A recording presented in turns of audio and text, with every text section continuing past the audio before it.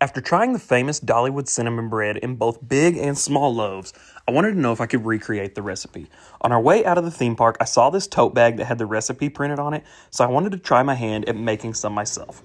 Now, I will say, since baking this bread the first time, I've done it again, and I'll add in a few tips that I'd recommend that gave me a better loaf the second time. This recipe does seem to be more geared towards the smaller loaf portion of the size, so if you're wanting that full-size loaf, I would double it, and instead of dividing them into two, make it into 4 mini loaves to feed more people. First and foremost, if you have a sifter, definitely sift the bread flour. It's just going to give you a lighter, airier, and fluffier bread once it's all said and done.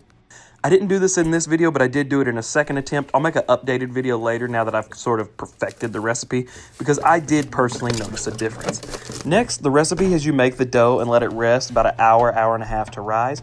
I'd recommend making it the day before and putting it covered in the fridge. This way it has a longer time to rise overnight, which is just going to give you a much better dough, and it's going to be way easier to prepare the next morning because it's simple to make, but if you're wanting breakfast, you'll definitely have to start on this early if you're doing it the day of. For example, I started making this at about 6 a.m., and we didn't eat it till almost 10.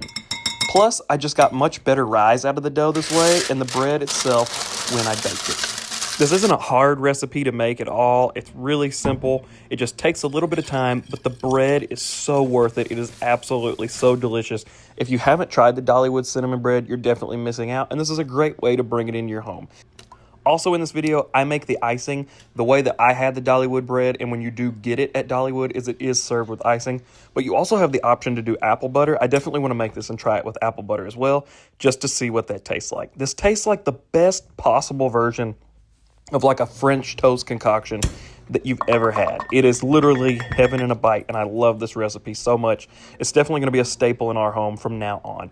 Comment bread, and I can send the recipe to you. If you have any questions about it, hit me down in the comments below, and I'll do my best to help you out.